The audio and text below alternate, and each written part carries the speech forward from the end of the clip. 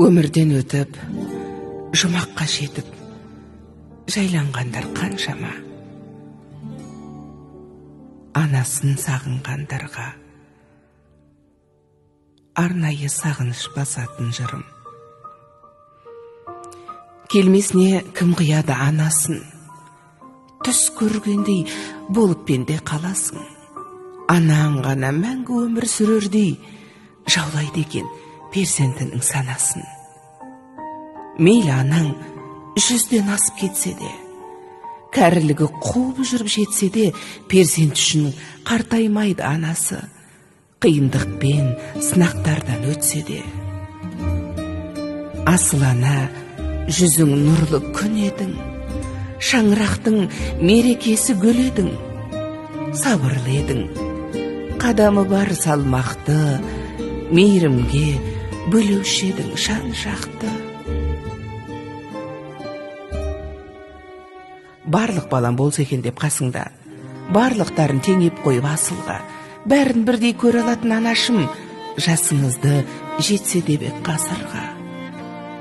Тазалықты сүйген еді жанындай, таза жүрек қалай тұрсын сағынбай. Сағынамыз, езеуреген кезіңді жүре алмаймыз, бұл тағдырға бағынбай.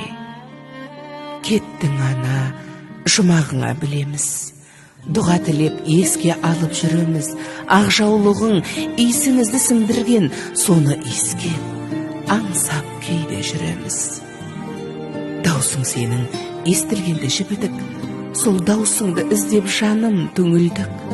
Жадыраған жаның жаздай көрінген жансыз бейне суретіңе үңілдік. Жап-жарық ай, сендей сұлу болмаған, ұнамай тұр бұл тыныштық орнаған. Өзің барда шолдаған немерең тып-тыныш боп есейгендей таң қалам. Ана жаным, ақ жүрегің кең еді-ау, қиналсаң да еш білдіргің келмеді-ау. Сіздей мықты бола алмаймыз, анашым, жоқ дегенге бала жүрек сенбеді-ау. Жаным, анам, жалған өмір мәңгі емес, пәк жүзіңдей елестеді таңғы елес.